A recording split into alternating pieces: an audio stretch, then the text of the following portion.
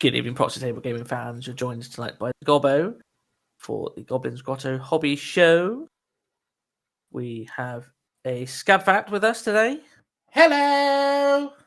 Hello, how are you? I'm good. Was that an AI-generated answer?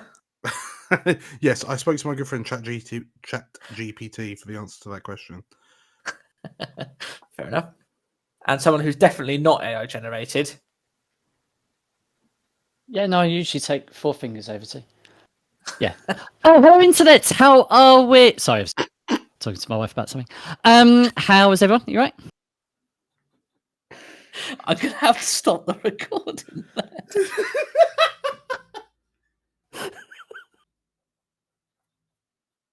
Talking about Kit Kats. What are you on about? Oh, And we're no longer being paid for this one. Can we not use that? Can we not use that one? yeah, and I commit to the bit. Oh, I was not expecting that. Oh. Anywho, This was going to be a neat 20-minute video, but Ryan lost his shit for 3 hours. And I did. In this episode is the Steadfast check. So, in our medieval sayings, to couch a hogshead is to lie down to sleep. Maybe I'll couch a hogshead in the barn, for example. Nice new one there for you. Okay. Better than 4 fingers. Oh. Anyway, right. Steadfast Kit check. Kat Ryan.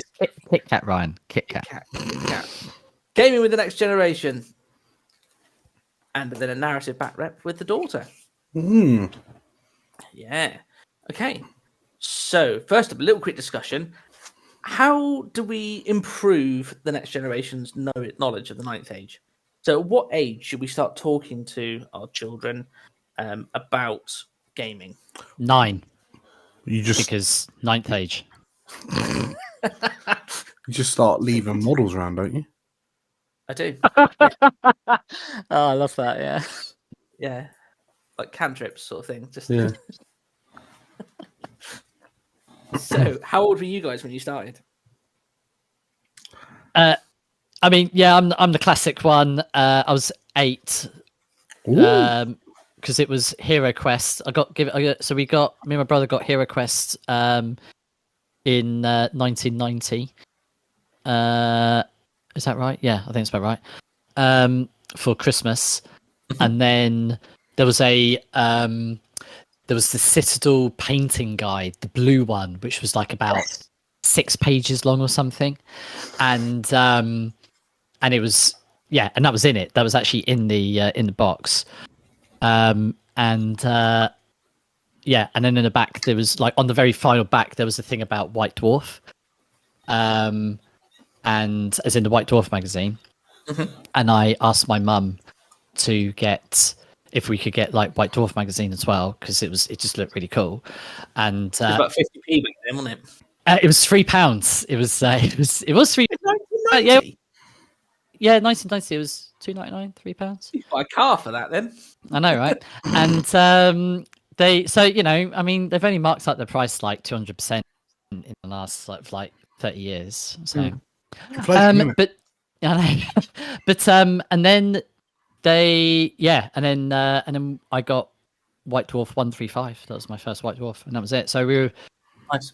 Yeah, so 9 in the end? By the time that we started to get into the hobby and got my first blister pack, it was I was 9, so that would be 1991.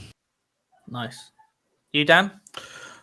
So I have memories that I was in sort of like year 8, so I was about 12 or 13. I got into it because other lads that I was at school with were into it. One of them donated the Power Stance Monopose Space Marine Sergeant with Nice. the right angle, the arm at right angle with a bolt pistol and a chainsword and the molded on back banner. For thinking about it, it was probably off the back of. I'm just checking the dates here. 98. Does that sound about right? I would have been. It would have been 1993 was the second edition. Well, no. So I remember like my first war game was third edition 40k. So that came out in 98. So I suspect, a little while after that came out was when I kind of got into it, which I suspect that coming out got the other boys I went to school with into it, and it just kind of spread like wildfire. Fair enough. But yeah, that was me. So myself same with Andy. It was 8 years old, nearly 9 because it was nearly my birthday. My grandfather bought me for Christmas the original Talisman, Nice. which was an awesome start into the hobby because he just thought it was just a board game, and so all the artwork, all the like different things. So it's my birthday 3 days after Christmas. It still is every year, but I got then all the upgrades from my aunts and uncles a couple of days later. So by the end of the Christmas period, I had every single upgrade and everything for Talisman, which was amazing because I had all the different new cards, all the different things. And the artwork was just fascinating. I enjoyed it. And City of Adventure is the artwork for White Dwarf issue 135, which is my first White Dwarf. Yes, there we go. Which is really cool. And my first model was the Goblin Fanatic. So I painted the Goblin Fanatic. Yeah, great. Box set, which at the time I didn't know what Fanatics were. But yeah, a couple of weeks later, I actually walked into a Games Workshop store for the first time and then did the cardboard Orc Dreadnought with the Brett Pin. And my brother was the Space Marines. And that's what she wrote. The Space Marine Sergeant hiding in the background. That was my first model. Bless him. Gave him green skin and green hair, and the story. There's a reason that. The story I came up with. Actually, that's a good point. Like Schrodinger, like that's a Freudian goblin right there, isn't it? Like the whole plot was, they're a secret Space Marine chapter from the Ultramarines, and they were imbued with the power of the Earth, and that's why they're green. Fair enough. Yeah, fair enough. I mean, yeah. I mean, that is what 12-year-old narrative at its finest. Exactly. And then here's Andy's blister packs. Yes, the Night Horrors. This was the one that it wasn't. It was sort of like an amalgamation of these two. So the one that I had, I do remember. I didn't send you the picture, did I? I should have done that. So it had. So I had the Night Horrors. It was a Night Horrors blister pack. My mum got me from Lingard's Games in Colchester. Games Workshop hadn't opened there. It was still a few years before. And the only FLGS that we had was a place called Lingard's Games, which was a shop that was just sold board games, but it had a small corner at the front of the shop that did D&D like blister packs and Citadel blister packs as well. And she bought me one of these, and it had this giant hand, which was just great, just a giant undead hand, and it had say sorry 4 fingers. I'm really sorry, listeners. This is going to just go permeate through the whole episode now. And then there was a white with a knife, the raised knife. Which, and I really say when I say I haven't didn't put the picture up because I've still got that white from which is basically the very first model that I still own that I had from for what like 30 odd years ago. And then there was, and what else was there? There was a couple of other bits. I think I had like and then there was a zombie, and I think the zombie I had, I wasn't all that interested in it because I thought it wasn't as exciting as the white, the hand, and the zombie. So I'm pretty certain. The white hand and pretty certain it's that zombie that you see at the front of the right hand blister pack. I'm pretty certain that was it. That was it. They were that was my first blister pack. Thanks, Heather. Good start. You need to try and include it in your next Vampire Counts army. Yeah, I mean, well, the white I do, because the white tends to be the, well, depending on whatever goes on with any given month that that's going on with Vampire Counts. He tends to be a champion, at least for the nice for the whites. It's a cool model. I mean, it's like, but it is sort of like nearly 40 odd years old now. That's cool. Really, really cool. So, and the other models, unfortunately, have been lost to time. I have no idea where they cut up for scrap. No. Okay, so next question for you guys is how do we start approaching our children about wargaming? For example, I've got a friend called Jan who I actually met because of our children. So our children are in the same class at school, and my daughter went over for a play date with his daughter. He opened the door and he was wearing a Space Wolf t-shirt. So, oh, do you play? Do you? He's French, by the way. He doesn't speak much English, but then we managed to get into conversations. We met up a couple of times, and he had his first 9th age game yesterday, which is really, really great. And I think it's trying to then get my daughter interested as well.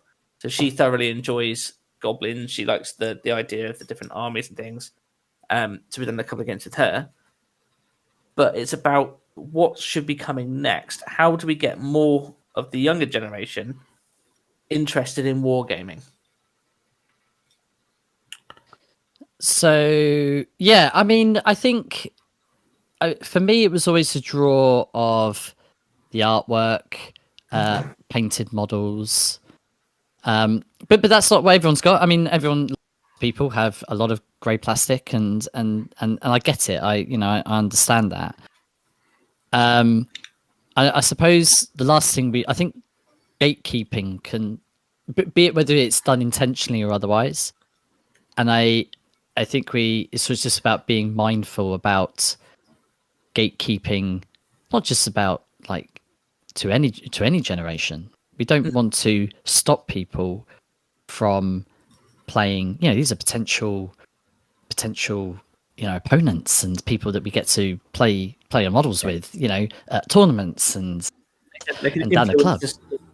Influence the structure of the game in future life as well. Yeah, exactly. So they can become devs and stuff like that. So yeah, so this whole thing of like, oh well, this army is better than this army, and I just don't. When people are getting into it, I don't think it's particularly useful. I'm not saying that anyone does this. What I'm saying is that what we did to answer the question, what can we do to get people into it? So it's about getting rid of certain bits of language, certain phrases that just open things up to help people step in. Now, the 9th age and from the forum, we already know there's a lot to try and to help getting people in. There's the simplified rules. There's the sort of suggested starter armies. I mean, heck, there's even the sort of like the paper printed model. I say models, quote unquote, but sort of like the images that people can print off to just to sort of like have a look to see test units and things like that. And it's I think that sort of stuff is really, really good, and encouraging people to go and continued like showing them the artwork and showing them like some of the stories, but also like just getting them into wargaming and then letting them find the system that they want to play. Yeah. I'm really sorry to everybody who's going to listen to this, but your system is not the best system. And I know that's not going to sit comfortably with everybody, but AOS is not the best system just because you play it. 9th Age is not the best system just because you play it. Ultimately, wargaming should just be about wargaming, and it doesn't matter whether it's Mordheim Epic or 40k, and it doesn't matter about whether it's second edition or third edition or whatever whatever edition it is. If people are rolling dice and having fun, surely that should just be the goal, that people are just. And then if they then start to go, oh, do you know what? I actually want to get competitive about this. Then there are structures and systems in place that they can do all that. They can, and that's why we have all these tournaments based on the current systems. On the whole, I mean, there was obviously one done on previous systems, but on the whole, a lot of tournaments are done on current things, and that's really cool. And everyone works really hard for. But when you're introducing people, if they just like the look of certain models in a certain system, surely that's enough. Yeah. Well, I mean, something you touched upon with the whole like fun aspect. I mean, I can't speak from personal experience because as far as I know, I'm not a dad. But like for example, Lucky Sixes occasionally post pictures of the little hobby days that he has with like his two kids and his dad sometimes. And the impression that I've had when I've been kind of around them is that his kids are getting involved because dad finds it fun. Like dad has fun with it, so therefore they want to join in because they also want to have fun. Brilliant. With him, with their dad, yeah. So yeah, I guess that kind of reinforces your point, that the best selling point is the reason why we all kind of got into this in the first place, right? Which is to have a laugh, have fun. I think so, definitely. So again, for me, it's the story. I love the stories of what happens on the battlefield, the ideas that come up when me and Dan randomly come up with army ideas to fit a certain theme and stuff like that. I thoroughly enjoy that, and I hope that the enjoyment that I get from it is something that I give to my daughter as well. And we'll see what happens. But yeah. But anyway, can we all agree that Mordheim is the best army, best thing though? It is the perfect game ever created. Okay, so coming off the back of this, I created a little scenario for just an introduction game for my 8-year-old daughter. So bear with, this is a little bit different to a normal 9th age game.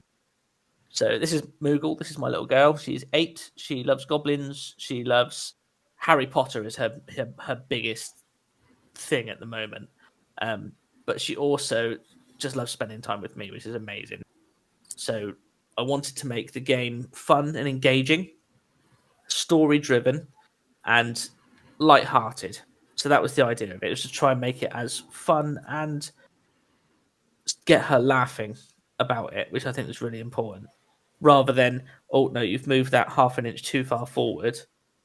Actually, does it really matter? No. For an 8-year-old, just the idea that she's there using her tape measure, moving little things forward, was more than enough for her. So it's market day.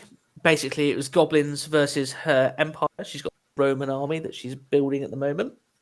And the goblins were raiding the market stalls, and whoever controlled the pumpkin patch at the end of the game won, basically. Nice and simple. So, Orcs versus Empire. It was about 1,500 points. So that is the table there. So we did like a 4 foot by 4 foot square, and it was just literally the market at the back, and then those little areas. So we tried to make it so that I couldn't swamp her with all my models. I had to go through those little narrow passageways to get to her and to the marketplace. But See, you have the Black Friday sale.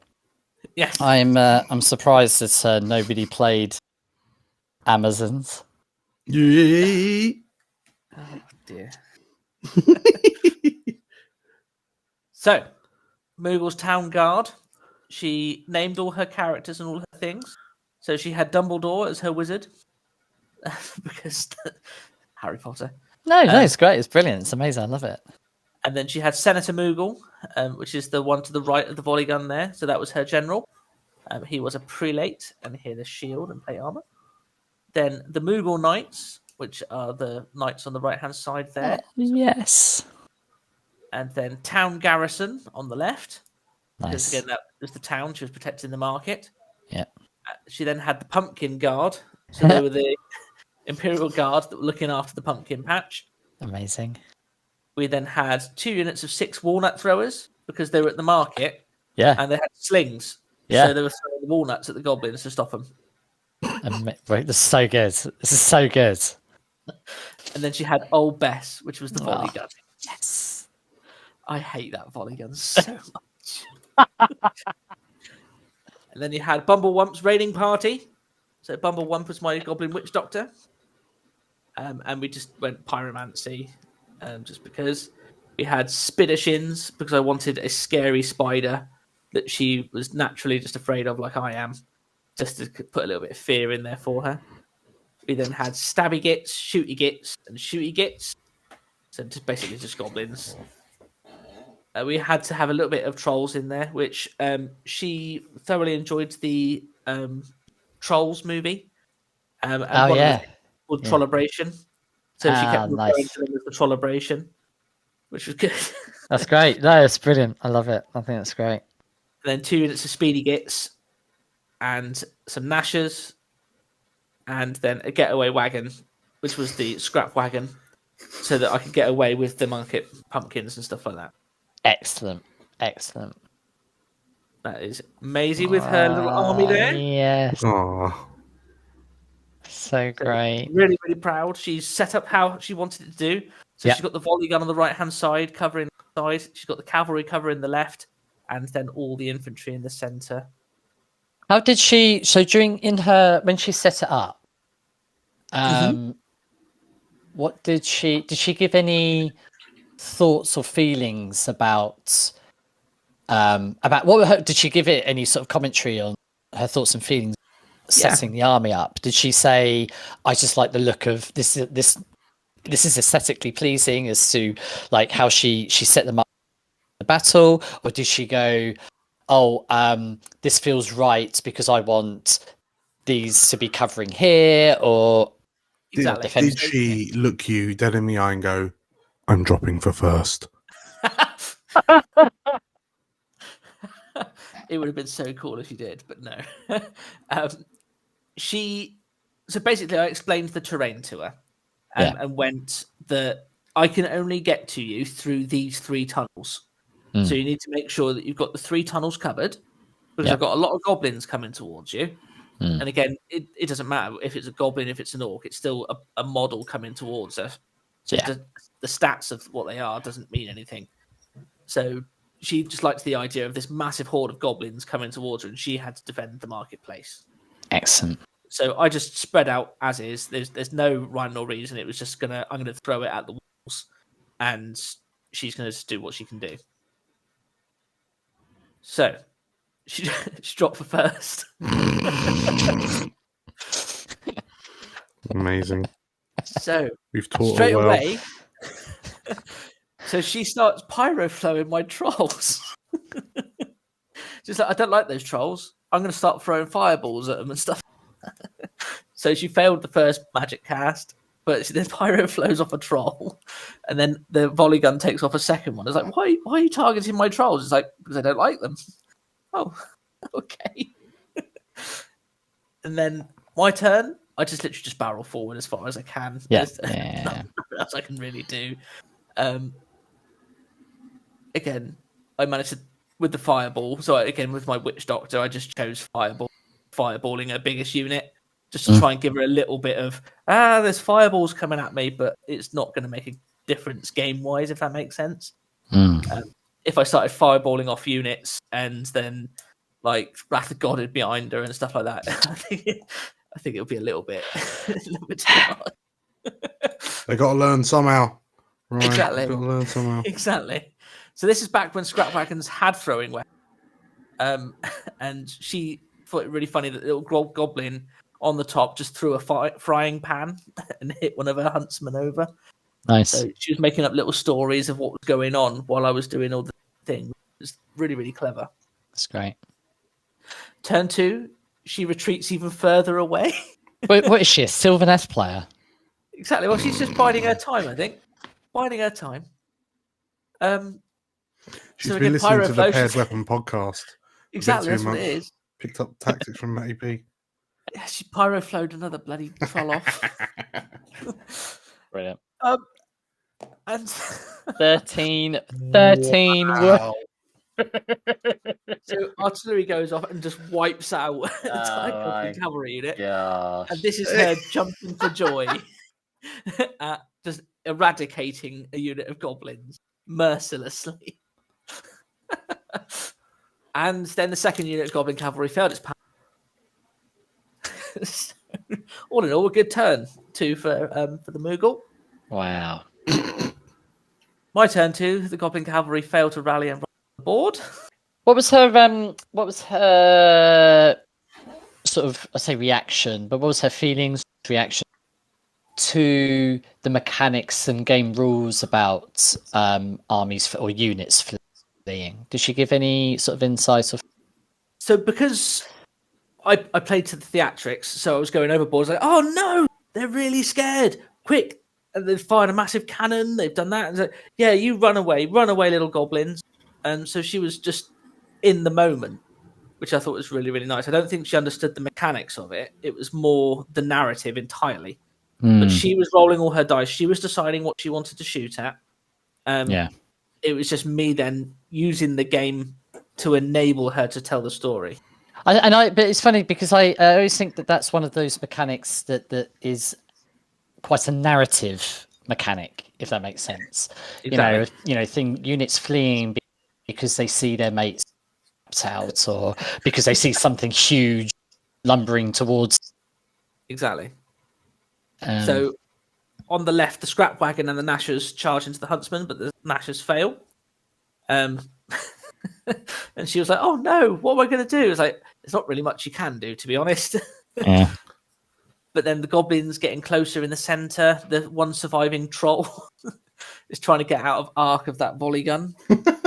And then Spiddershins, who's basically just a naked goblin chief on a spider, just running forwards, just trying to make oh no, there's a spider coming towards me. What am I going to do? We then fireball another couple of chaps off. So far, 2 magic phases. I've taken 3 heavy infantry. And then the scrap wagon runs over the huntsman. Yeah.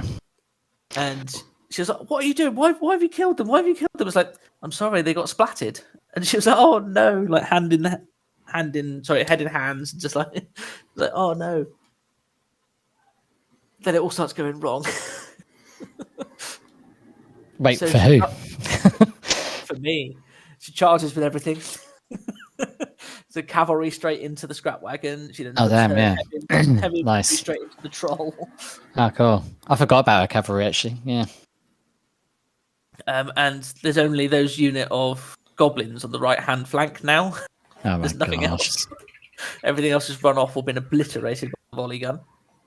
But because the Nashers didn't make it and didn't overrun, they're in a perfect overrun now for the cavalry. Wipe out that scrap wagon.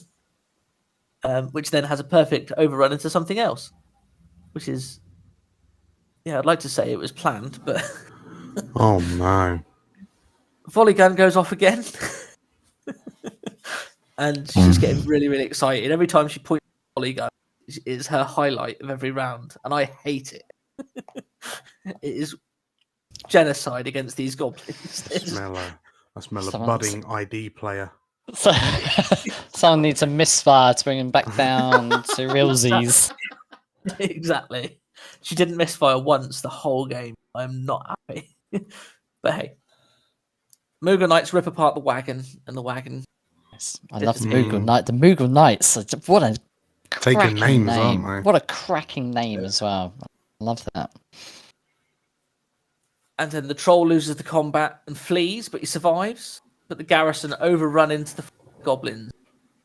Ah, right, okay, yeah. Tasty. Yeah. Yeah, but Trixie. Turn 3, goblins. Spiddershins goes into the garrison. The The Nashers flub kill one knight and then die, which then panics the goblins. They're actually insignificant, but it doesn't matter. I didn't want to add that rule in. Yeah, But, no, it's fair enough. Okay. The idea of the goblins then running away because, again, filled her with elation, so it's brilliant. Goblins and Speditions rip apart the infantry, including Dumbledore. Dumbledore got eaten by the spider. Oh god, how'd she feel about that? She wasn't too impressed, but I had to take my revenge for being hell blasted. Yeah. So we run them down 10 inches. We run good, leaving me just in charge range for the Imperial Guard. Turn 4. Moogle Knights charge the fleeing goblins. And then the Pumpkin Guards charge in. So she's not holding back. So she's going straight in. So the Pumpkin Guard get in. Wow. Oh my god. It's a massacre. It's like World War One. This is just climbing out of the trenches. These goblins are just getting ripped to shreds. Oh, Good golly. And then her general headbutts Bumblewump, killing him. Who came up with that one? Did she? Did she? She did, yeah. She was like, I've got this little stick thing, but I can't really do much with that, so I'm just going to headbutt. It's very nice. Nice. And good. she did 3 wounds to him, which was horrible. Wow. Have some overkill. Exactly. Oh wait, were they in a thing? Were they? No, Challenge. they were face to base. All right. Okay. Yeah.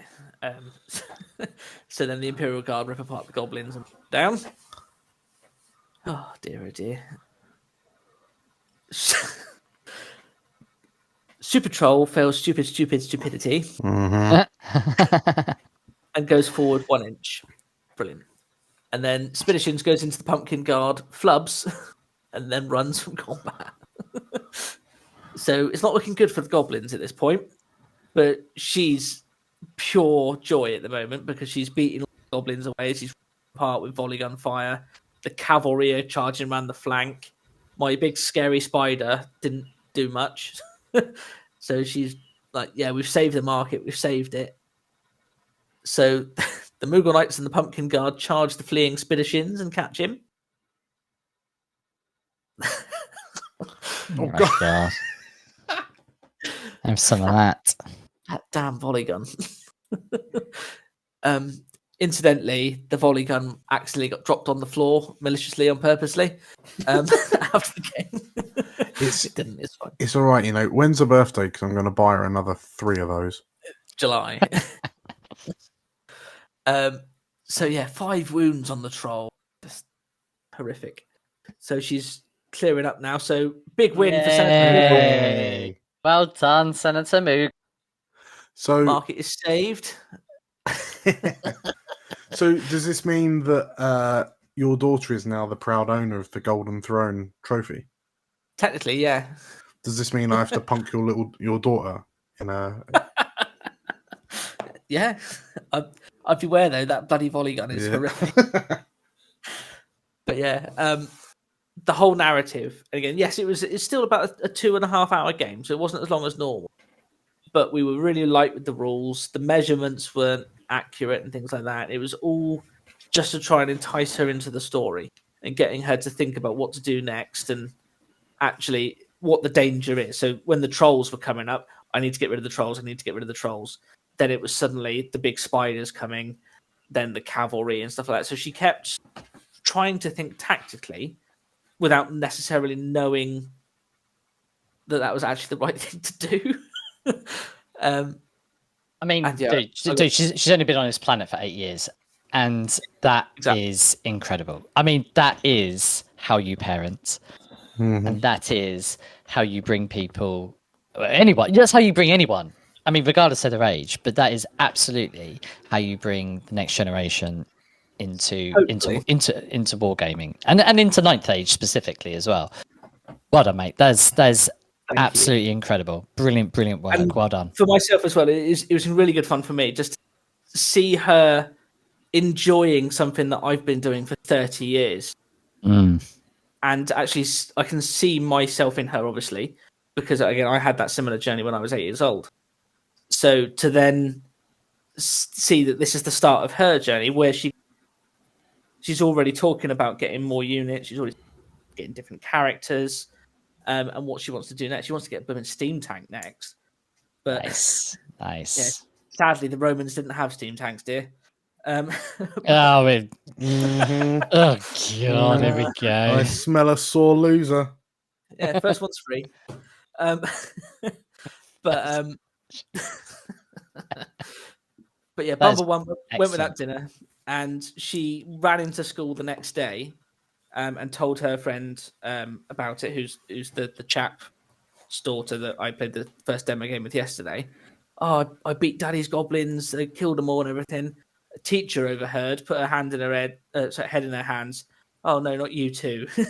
And apparently her husband spends all their money on Warhammer as well. So Excellent. excellent, which is really, really fun. Good. Look, well done. Honestly, that is how you do it. That is Yeah. how you do it. And I mean, I've still got still another 8 years before Tom sort of that age. But and if he gets interested, and maybe he will, maybe he won't. But I mean, there's going to be enough models in the house for him to at least sort of like start being. We have fantasy literature everywhere anyway, because that's my jam. So I mean, I'd be very surprised if he weren't. I mean, even my wife is into we're into a lot of like fantasy board games anyway. So I'd be very surprised if Targan doesn't turn around and like show an interest into wargaming and stuff. At least like be curious about it.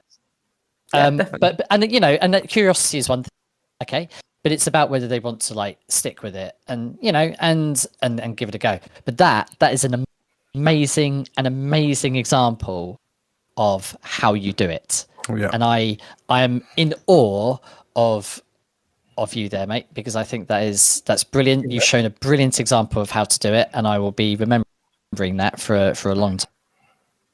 Thank you very much. I do appreciate it, and I'd love to hear of all the other guys in the ninth age. Have they played games with their children yet? Have you made stories? Have you done little battles, little scenarios? Have you made sure that you beat them? or did you make sure that they went to bed without supper after they caved you in? Just yeah, it's really, really good fun, and she can't wait for her next game. And we're going to try and introduce things like monsters, so things like Gargantula or the Great Green Idol, for example. Then she's going to have a steam tank. So it's trying to get the bigger, more grand sort of spectacle, and then introduce some more of those rules coming in. But yeah, thoroughly enjoyed it, and I'd highly recommend spending some time with your children doing it. Amazing. Cool. That comes to the end of this episode, guys. Thank you very much for joining us. If you'd like to like, share, subscribe, and give us all your wonderful stories of your battles, we'd love to hear them. Until next time, thank you very much, gentlemen. Toodaloo. Yeah, thank you very much. I would like to apologise to our listeners for the comments at the beginning. Tell you what, mate, it was a real handful. Their other chocolate bars are.